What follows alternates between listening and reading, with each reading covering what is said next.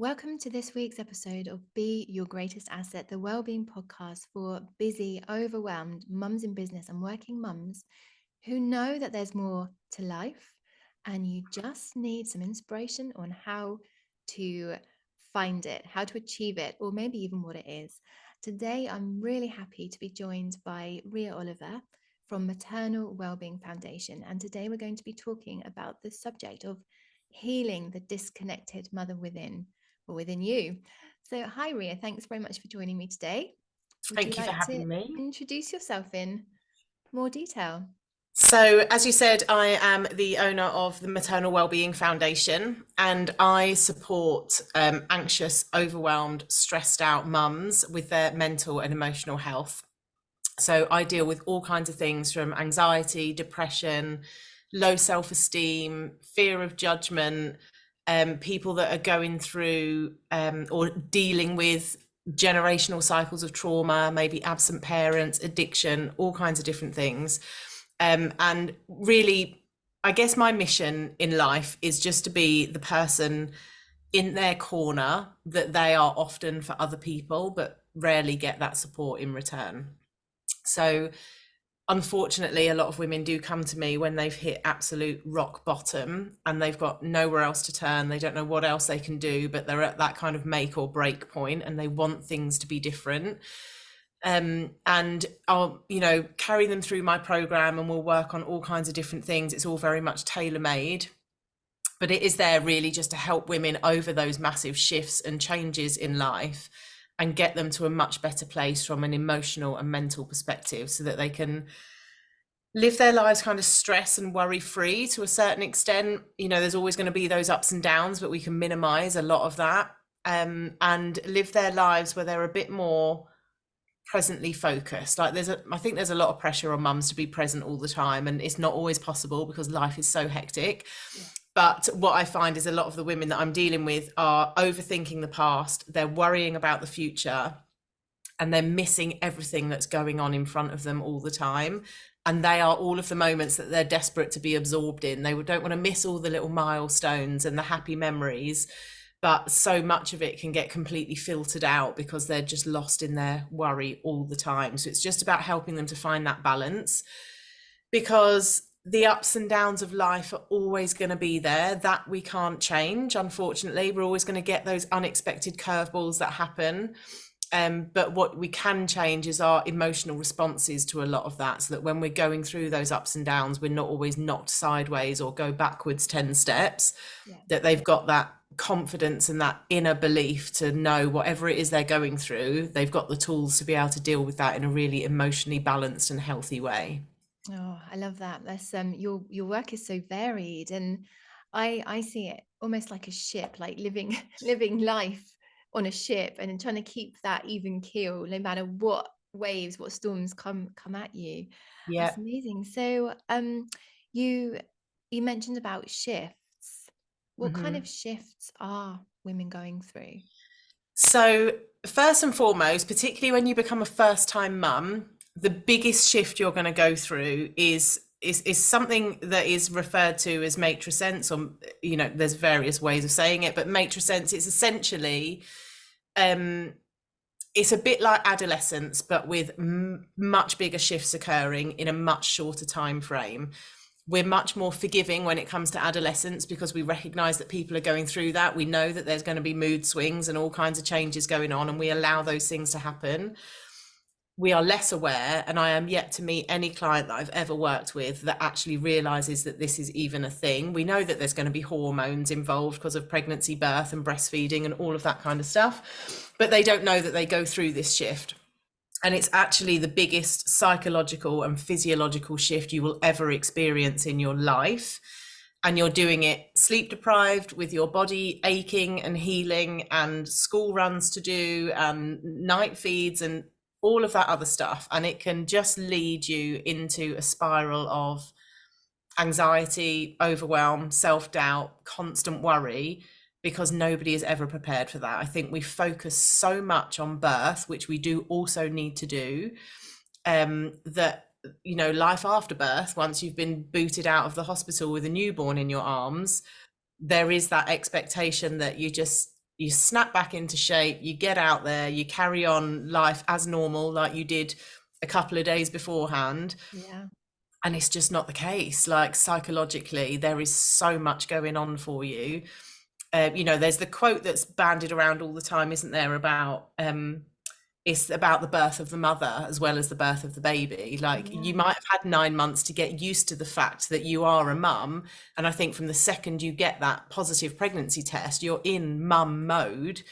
But and I was much the same with my first. I very much expected to be me, but with a baby the other side of birth. Yeah, me And too. actually, yeah, I think that expectation sets us up for failure, and we Yeah. don't need any more of that on our shoulders, because we tell ourselves we're failing all the time at various things. So that psychological shift is such a huge thing to experience, and some people will, you know, kind of sail through that relatively effortlessly, it would seem. There's always going to be struggle to a certain extent, and other people will be really floored by that shift. And I think so much power comes from just knowing that it's there in the first place, knowing that actually you're not just the same person the other side of birth. Even if you've had a really wonderful birth experience, it's everything you ever hoped for, what your body has physically gone through puts you into a whole other phase of your life. And just knowing that that's a part of the process gives you so much power to think, okay, this isn't just hormones. You know, if you're struggling mentally, this isn't necessarily just hormones. Yes, they're going to play a part, but this is me literally birthing into my power as a mum. Like, you're a different person now. Yeah. So there's that goes on, that psychological shift. It can bring with it a lot of difficult emotions, a lot of ambivalence, a lot of relationship issues, because the same psychological shift doesn't happen for your partner. So, you know, I work with so many mums that will say to me, I feel like everything in my life has changed, and everything for my partner is exactly as it was. Like, they almost are the same person after birth, but with a baby, which is what we expected. So it can bring up a lot of relationship issues there. So that is one thing. You're going to go through this psychological shift, and it's just having the tools, having the knowledge to know that that's going to happen, and having the tools as well to help yourself balance that ship through those stormy waters, so that, again, you know that you're on a journey and you're going to come out the other side. You've just got to help get yourself there. But when we fail to equip women for this, navigating those stormy waters, you're in a dinghy rather than a boat. Like, it's a massive thing. Yeah. So there's that going on, which in itself is a whole load to carry. And then what I also see a lot in women is how much their own childhood experiences can impact them once they become a mother. I get a lot of women that have had really difficult bonds with their own mums, or, you know, emotionally absent parents. And a lot of the time, as a result of that, what they've always dreamt of is creating their own family unit to be the family unit that they always wanted. And now you're a mum, and all of a sudden that's going to re-trigger so many of those past memories. I had a woman relatively recently that said to me, I love my baby so much, and it just makes me think, why was it so hard for me to get this same love from my own mum when it seems to come so naturally? And I think that is such a huge thing to try and reconcile if you've had a difficult childhood. Yeah. Someone that's just not there for you in the way that they should be. That's And so when, so sad. But then as that mother, you think, well, what was wrong with me? Like, yes, the why am self-blame I comes in. unlovable? Yeah, So yeah, sad. exactly that. When Yeah, the reality is we are all so lovable, and yes. we haven't done anything wrong. Oh, that's Exactly, so yeah. sad. And that's, you know, that's it's a lot to carry, isn't it?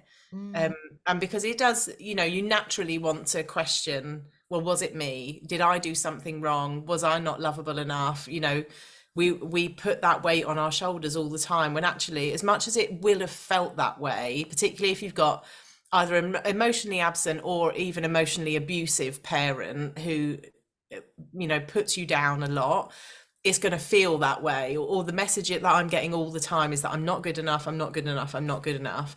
Whereas actually, very rarely, when you've got relationship struggles like that, is it ever about you. It's their own insecurities that are projected onto you. It's Yes. easier to make somebody else feel bad than it is to say, this is the way that I feel. And But reconciling that in motherhood is when you're already sleep deprived and everything else going on, and now you're trying to think, what on earth went on for me? That's a lot mentally to deal with in what is your most fragile time going through postpartum. yeah, and I think people, people who aren't in a good place, they do project onto people, but they don't necessarily know that they're doing it. And as the recipient of that behavior and, those character traits, you don't know that that's what they're doing. So there's a massive disconnect, isn't it? And yeah, and then that makes you feel, we're talking about healing the disconnected today. So Mm-hmm.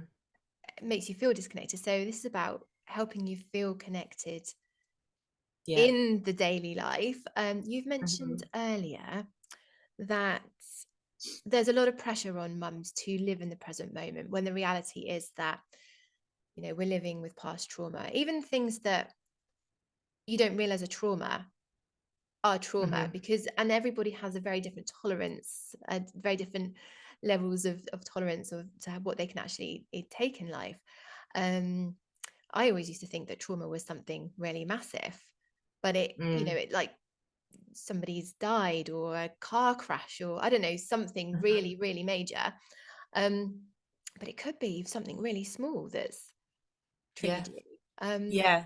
And so I think how, that's, so go on, I sorry. was going to say that's a really important thing to raise, actually, because you're quite right. Everybody expects trauma to be this massive incident that's like blown up their lives. And actually, sometimes it can be like a passing comment or just something that would seem in the moment really insignificant. But the trauma isn't physically what's happening to you or what's going on, it's the emotional response to it. So, when it comes to like birth, for example, we can go into birth thinking, if I have a really nice, relaxed, at home water birth, it's going to be wonderful. If it is full of unexpected intervention or emergency C-sections, that's going to be traumatic. And we've got these two very clear views of what we think is like good and bad. But actually, I can have women come to me that have had the textbook home water birth, and in all the pictures and in all the write-ups it would seem like a wonderful thing, but she comes to me for birth trauma because it wasn't about the nice music and the fairy lights and the fact that she was in a pool. It was about the way that she felt in that experience. Yeah, yeah. And ultimately, most traumas and or anxieties will come from a feeling of being out of control. Mm. So birth can look wonderful, but if you feel out of control within that experience, you're going to come out of it feeling like it was a trauma.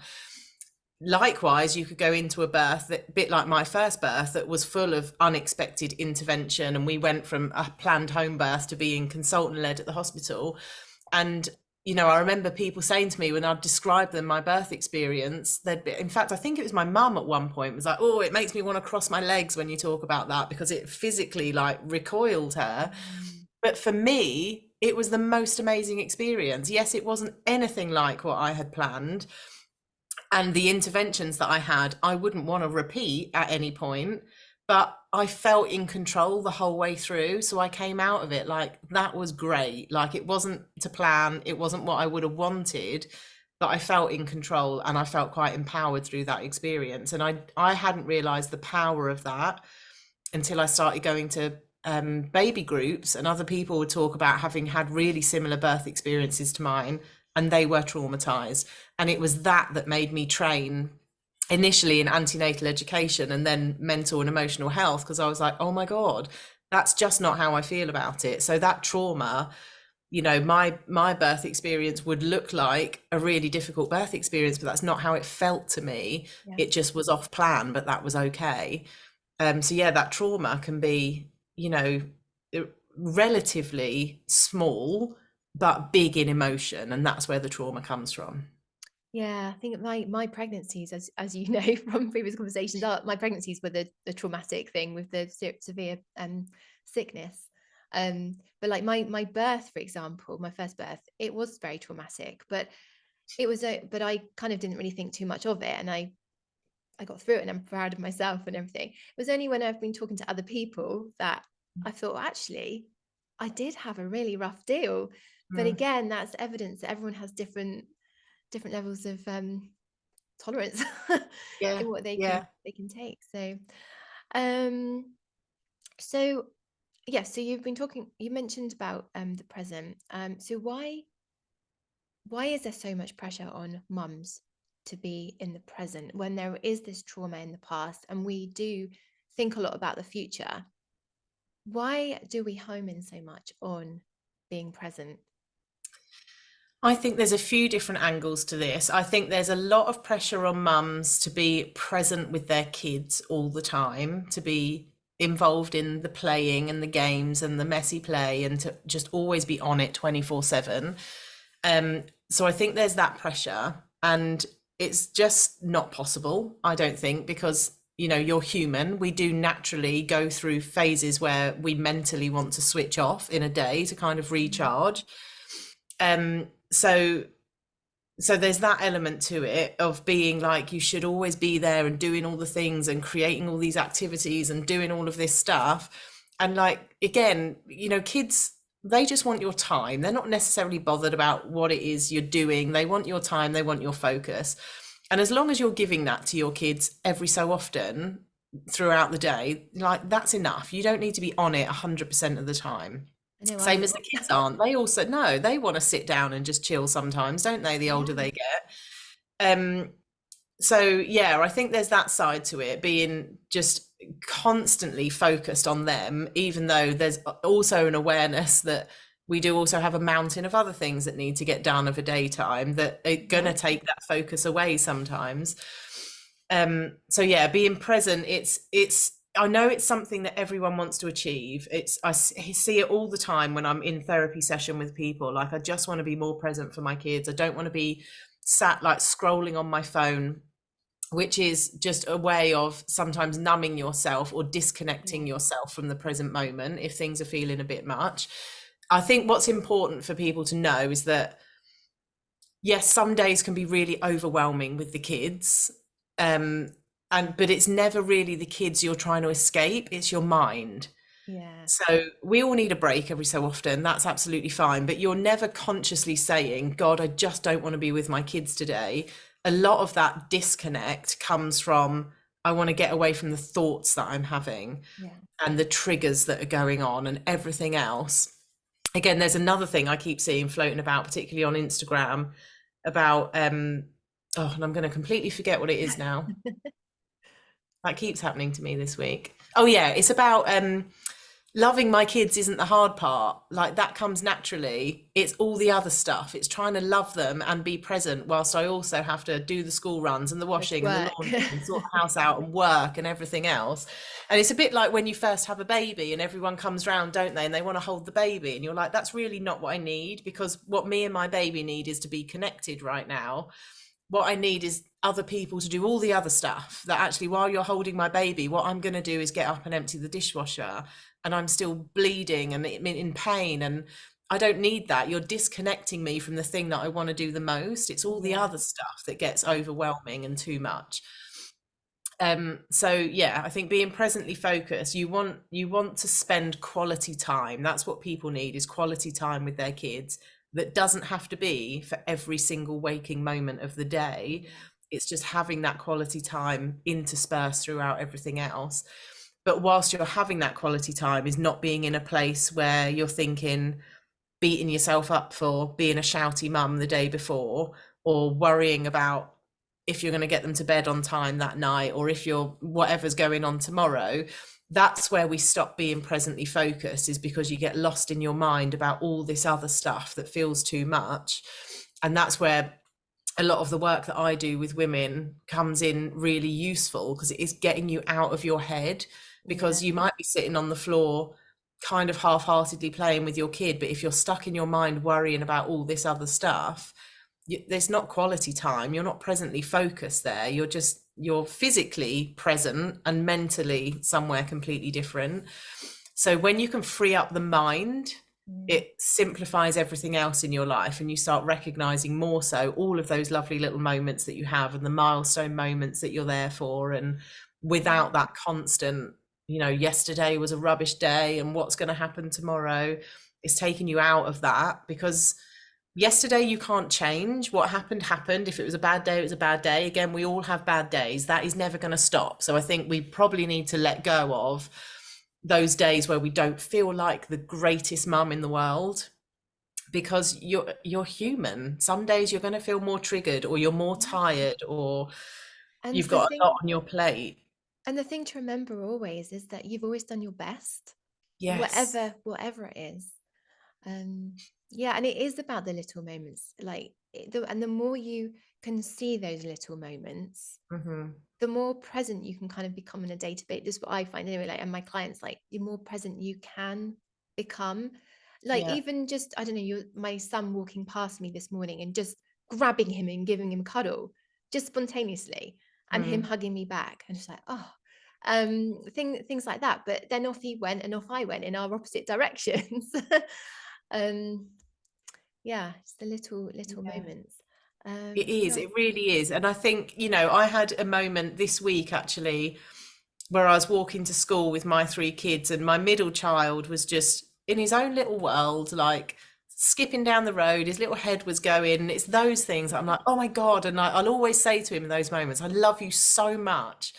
Yeah. Because I'm lucky that I'm not in that space where I'm constantly worrying about other things. And it's those little things that I think end up being the memories. Yes. Yeah. It's not all the big grand gestures or the perfect pile of presents, or whatever, all that other stuff that we seem to hang our hats on as being the most important thing. It's those tiny little moments that I'm like, this is why I wanted to be a mum, because I love this stuff. And It's it's so easy to miss all of that stuff if you're lost in worry and overthinking all the time. it's the feelings, isn't it? The feelings. Like, Mm, we've talked about birth, and it's how your clients feel in her mm, birthing experience, how you felt, how we feel when we birth, how we feel on a day-to-day basis, how we're mhm, feeling when we're playing a board game with our kids. Are we feeling like it's fun, or are we feeling like it's a chore? Um, mm. because we're worrying about lots of other things. Yeah. Um, I was going to ask you something. Oh yeah, so I'm going to go back to projecting on other people. So as a mum, I feel that um, the best gift I can kind of give to my children is to break the cycle of projection. Mhm, Um, and by doing that, I am connecting with myself, connecting mhm. with my children. I can't think what the question wants to be here. Yeah. I think it's more of like a comment, really. Yeah, would you agree with that? That to to to make the commitment to then break the cycle of Mhm. projecting your feelings, because I know that Yeah. when I'm in a good headspace, or heart space, I should say, I know that everything in the house runs more smoothly. It's a pattern Mhm. I've seen time and time Yeah. again. I've proved it. I've like deliberately got myself in a tiz to Yeah. try and see if I can, how my children react. And things go wrong when I'm Yeah. not in a good headspace. Yeah. Um, Yeah, that's the thing. Like mums in particular, they are, going back to the boat analogy, they are the captain of the ship, aren't they? And if yeah. the captain's running riot around the ship, everyone else is going to, because nobody else wants to take control. And I think, yeah, you feed off each other's energy all the time. And as mothers, what we try to do is, when the kids' energy is not in a great place, we try and rectify that. Mm, The kids can't, nor should they be rectifying that the other way. So mm, when our energy's off, they're just going to respond to that by mirroring the energy. It's not their job to be like, Mum, what's up? How are you feeling today? And like trying to make things better, because then they turned into a parentified child. So I think in order to break that cycle, it's about everyone taking responsibility for the way that they feel. mm, And yes, as parents, we can help them through that, because that is absolutely what we are there to do. Because, depending on the kid's age, They don't always know how they're feeling. They don't know how to label how they're feeling. You know, we don't really in our society have open, honest conversations about anger and jealousy and resentment and all of that stuff. So they've got, you know, we know it more so as adults. We can recognize what's going on. We might not want to say it, but you know, young kids, they don't know what they're feeling or necessarily why they're feeling that way, and it's our job to help them through that. So I think, yeah, with projecting, you know, it's very easy on those days where the kids are difficult to say, the kids have been driving me nuts today, so I feel really angry and frustrated about that.